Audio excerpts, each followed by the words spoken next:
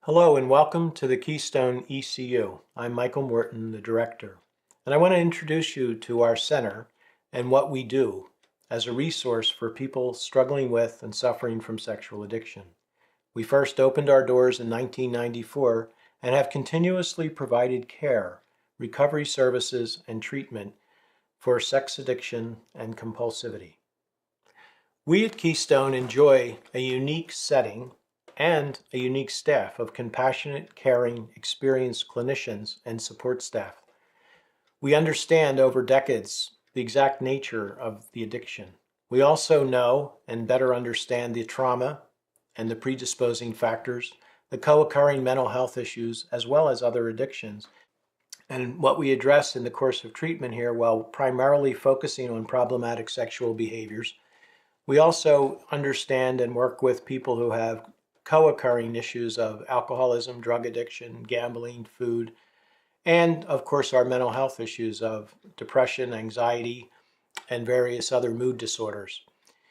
Our clinical staff to client ratio is probably one of the best in the country. It affords us the opportunity to give much attention to each person's needs. Our staff is composed of a board-certified psychiatrist and then a continuum of individuals for therapy, family therapy, adjunctive clinical services like psychodrama, trauma-informed art therapy, first-step counselors, and so on.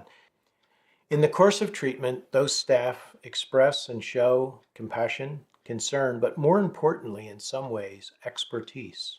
Their knowledge and their experience in working with suffering addicts comes across and enables those who come here to have confidence that there is hope for them in recovery, that there are people who can help them address the shame, the guilt, the fear, and the dependency. Keystone also enjoys a large and extensive alumni connection across the globe on different continents, which we connect our residents with in the time that they are here. The Keystone experience affords, I believe, a very unique opportunity for someone who has, at least up to the time of admission, suffered terribly with their inability and their powerlessness over their compulsive behavior to enjoy at least a moment of redemption from that problematic behavior. They also are aligned with others who have successfully traveled their path. And while the behaviors may be different in the parts of the world they come from, the ages may be different from 18 to 80, all of them struggle with a common past and a future hope of recovery.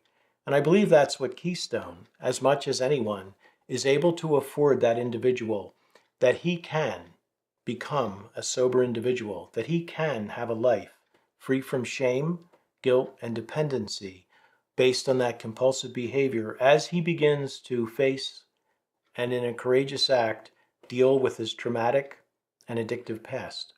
And that, I think, is probably the greatest gift that Keystone has to offer.